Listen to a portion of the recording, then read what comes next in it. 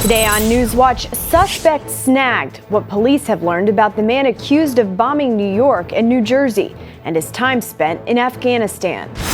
Plus, they're creating a safe space in the middle of America's murder capital.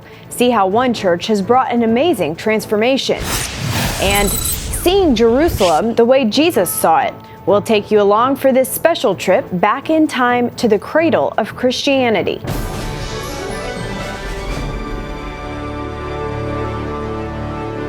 Thanks for joining us for CBN NewsWatch. I'm Caitlin Burke. Authorities are holding a terrorist suspect in the weekend bombings of New York City and New Jersey. 28-year-old Ahmad Khan Rami is being held on a $5 million bail. As Heather Sells reports, he was captured after a gun battle Monday, and one police officer is being praised as a hero. The manhunt for Ahmad Khan Rahami started in New York City and ended in a burst of gunfire in New Jersey. There's a guy shooting a gun, shots fired. Just hours after police sent out a text alert and released this image, the owner of a Linden, New Jersey bar saw a man sleeping in his hallway and called police. The responding officer immediately recognized him. Within a matter of seconds, the suspect fired on him. A bulletproof vest saved the officer. Rahami then fled on foot, shooting randomly as other officers fired back, eventually taking him down. Oh man, it was wild. A bloodied Rahami was loaded into an ambulance just over 2 days after the first blast in Manhattan. A shrapnel-packed pressure cooker bomb wounded 29 people Saturday night, but none seriously. Hours later, investigators discovered another pressure cooker just blocks away. And Sunday night, authorities discovered 5 pipe bombs at a New Jersey train station. What led them to Rahami, a fingerprint and DNA from one of the New York sites, and surveillance video from the bombing scene. What we now know about Rahami is this. He is a naturalized American citizen, born in Afghanistan. He lived with his family above their restaurant in Elizabeth, New Jersey. A childhood friend says he visited Afghanistan several years ago and came back as a more religious person. On the campaign trail, both Clinton and Trump have used the bombings to highlight their differences. Attack after attack, from 9/11 to San Bernardino, we have seen how failures to screen who is entering the United States puts all of our citizens, everyone in this room, at danger. So let me state very, very clearly, immigration security is national security. We know that a lot of the rhetoric we've heard from Donald Trump has been seized on by terrorists, in particular ISIS, because they are looking to make this into a war against Islam. Rather than a war against jihadists, violent terrorists, people who number in the maybe tens of thousands, not the tens of millions. Authorities have charged Rahami with 5 counts of attempted murder of police after his gunfight with them. Federal prosecutors are still weighing charges connected to the bombings, and they're still trying to determine a motive and whether or not Rahami acted alone. Heather Sells, CBN News. Was ISIS behind the bombing attacks in New York or the stabbing in Minnesota? Or were they lone wolf attacks? For more, Mark Martin spoke with Dr. Ann Specker, director of the International Center for the Study of Violent Extremism. She's also author of the book ISIS Defectors. Al-Qaeda in the Arabian Peninsula was the first one to publicize. They wrote an article called "Make a Bomb in the Kitchen of Your Mom." Isn't that lovely? And they put it on their online magazine, Inspire. The Tsarnaevs followed the instructions and they made their pressure cooker bombs.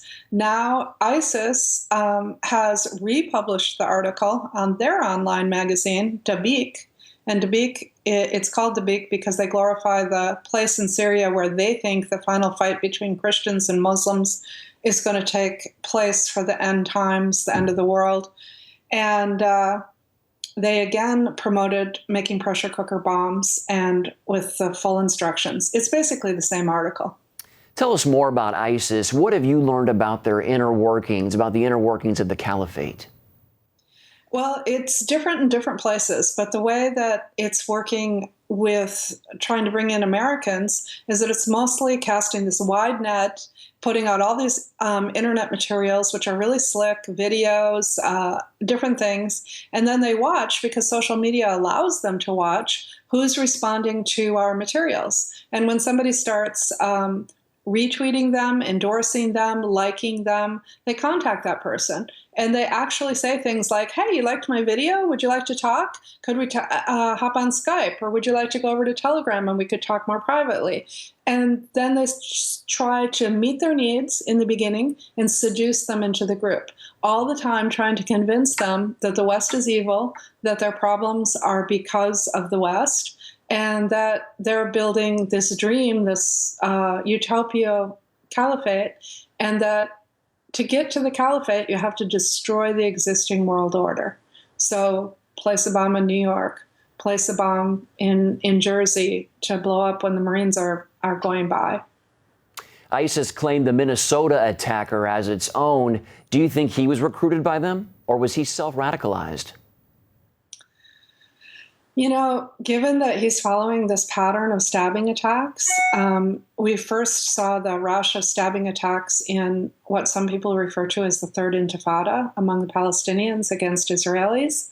And then we started to see stabbings elsewhere, and really promoted by ISIS. And Adnani, who we now have killed, was telling his followers, any act that you take against a Westerner, even if you pick up a rock and smash his head, if you take a knife, a kitchen knife, and kill him, it's an act in behalf of us. And if you're martyred, you go right to paradise, and all the promises of martyrdom according to their interpretation of Islam, which most people wouldn't agree with.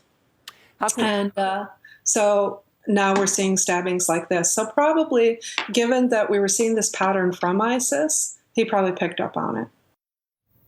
You can see the rest of our interview with Dr. Speckard. She explains what needs to be done to stop the ISIS online recruiting machine. That's at cbnnews.com. The U.S. government accidentally granted citizenship to more than 850 immigrants.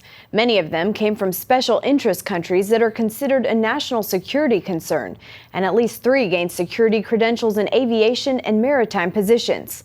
The Department of Homeland Security's Inspector General found that the immigrants used different names or birth dates to apply for citizenship, and the discrepancies weren't caught because their fingerprints are missing from government databases. In a statement, DHS says immigration officials have been using paper-based records for fingerprint information. That outdated method can't be searched electronically. Each case marked as possible fraud will now be reviewed by officials. French authorities have just made 8 new arrests in the terrorist attack on Nice earlier this year. All of the men arrested are Tunisian and French and are tied to the Bastille Day truck attack that left 86 people dead. The Islamic State has claimed responsibility for the attack, calling it a war on the West. The Miami-Windward area is no longer an active Zika zone, according to Florida Governor Rick Scott. Everybody should be coming back here and enjoy themselves. This is exactly what we hope to happen. That we had an issue, everybody took it seriously and resolved it. Health officials in July said a neighborhood north of downtown Miami was the first U.S. mainland to contract the Zika virus, but it has now been 45 days since the last Zika infection in Windward. A travel advisory is being lifted that warned pregnant women to avoid the area, but officials are still working to stop Zika's spread along the 7-mile stretch of Miami Beach. Consumers are wasting money on premium gasoline, according to new research by AAA. The Automobile Club says premium gas does not, in fact, increase horsepower or fuel economy in cars designed to run on regular. And it doesn't reduce emissions or clean engines any better than regular gas. Some drivers occasionally like to use higher octane fuel in the belief that it boosts performance. Those premium blends can cost around 50 cents per gallon more than regular. Former NFL quarterback Tim Tebow is making his debut with the New York Mets. He had his first workout with their instructional league in Florida this week. He's now one of 58 players in the league and is 4 years older and less experienced than any other invitee. But he says his passion is what drives him to beat the odds. But what if you don't make it? Will that be failing? No. I mean, it's giving everything you have for something that you love, and you're pursuing it, and it's not being afraid to fail per se or fall flat on your face. And that's also something that I want to share with young people. Tebow is also impacting young people in other ways. Just last month, he was in the Philippines working at his Christian ministry for special needs children. Coming up, see how ancient artifacts in the Holy Land are bringing the Bible to life.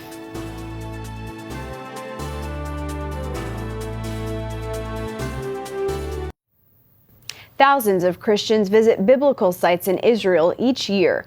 Now they can enjoy a new tour that uses artifacts to bring to life even more details from the time of Jesus. Take a look. Have you ever wondered what Jerusalem looked like 2,000 years ago when Jesus walked the earth? This giant model of Jerusalem from the Second Jewish Temple period begins the Cradle of Christianity tour. Visitors to the Israel Museum see artifacts that will enhance stories from the Bible. This is Jerusalem that Jesus knew. This is Jerusalem that Herod the Great built.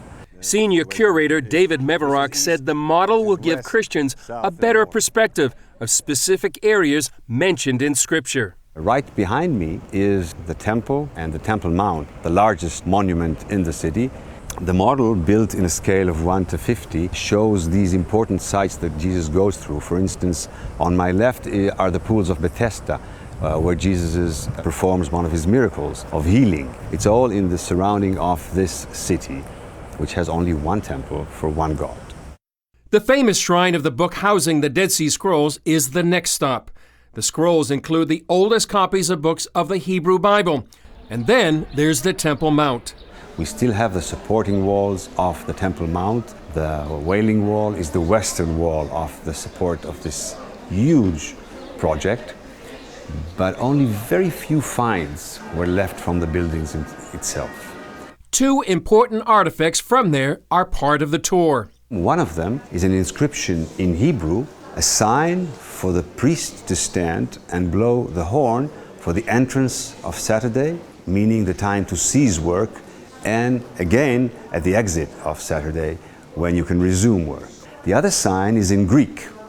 It is the perimeter that surrounded the temple itself in the Temple Mount, with signs in Greek and in Latin forbidding Gentiles to enter the temple itself. According to Meverock, it's rare to find artifacts that directly relate to historical figures.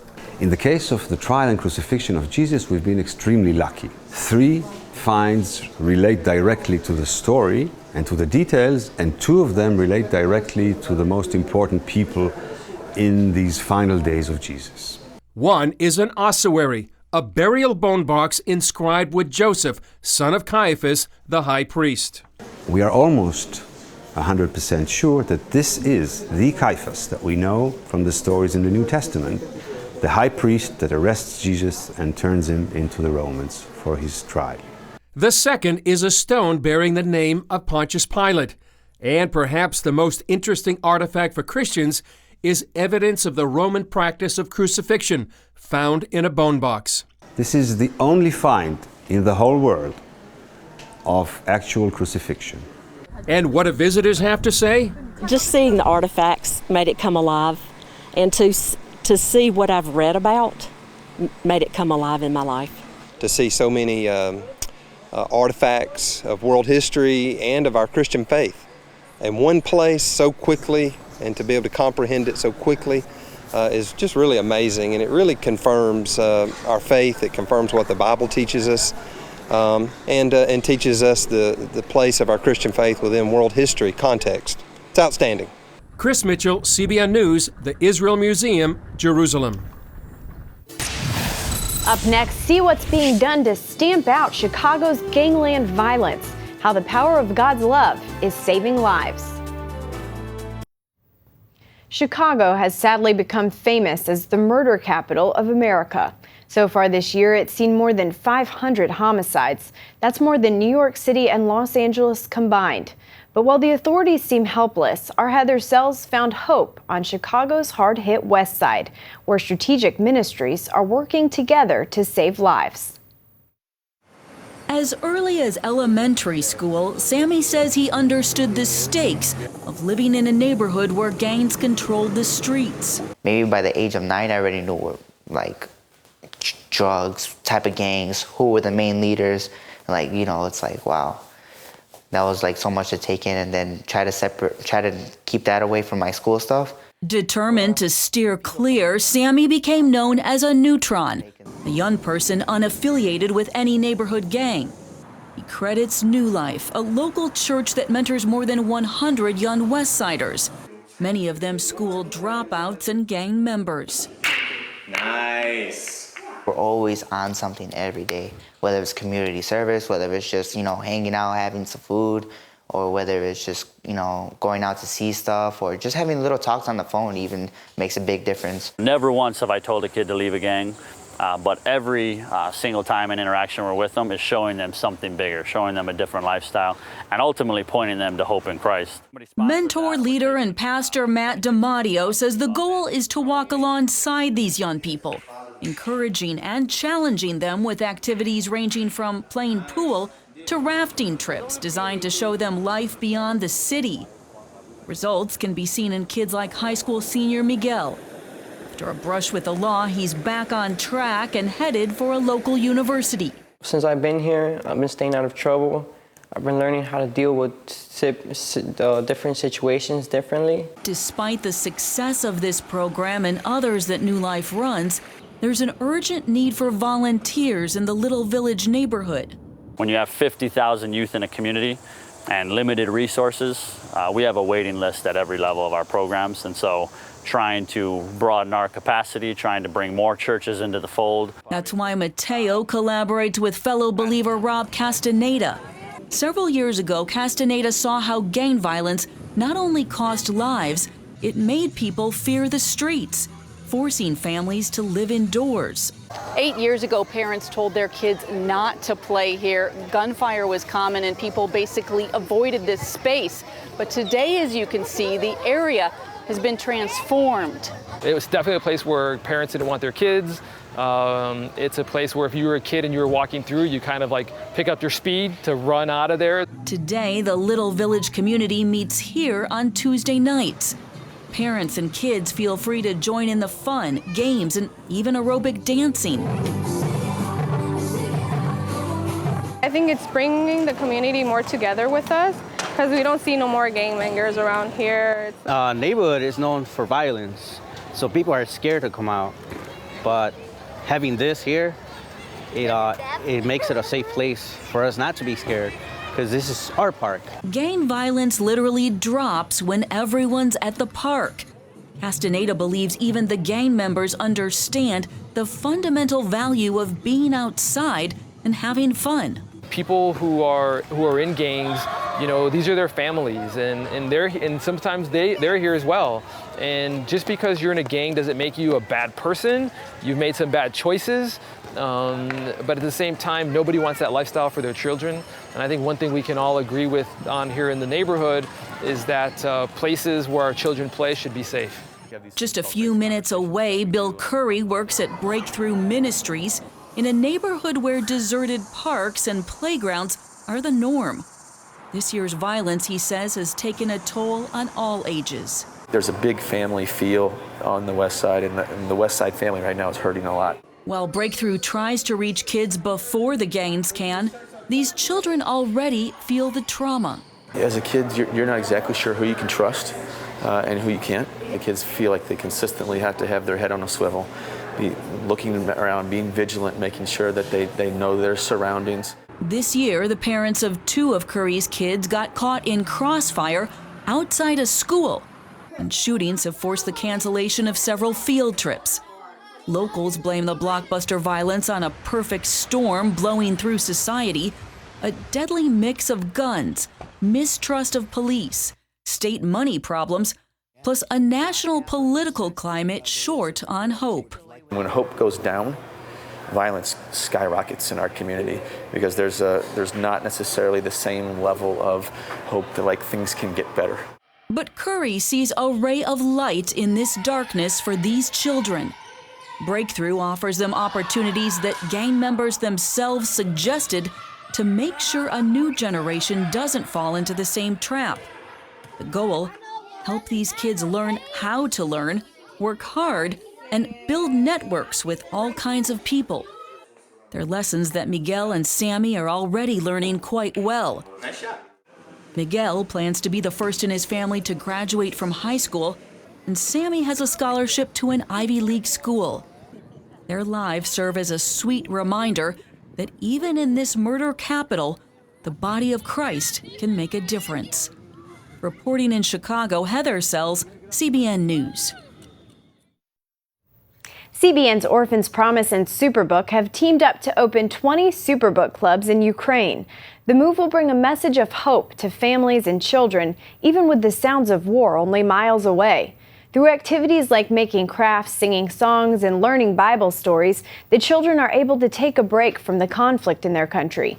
Thanks to Orphans Promise and the Superbook clubs, over 1,500 children have come to know Christ, and no war can take that away from them. You can find out more about what CBN is doing around the world by going to cbn.com/international. That's it for now on CBN NewsWatch. You can find more of our exclusive coverage of the issues you care about most at cbnnews.com. We hope you'll join us next time. Have a great day.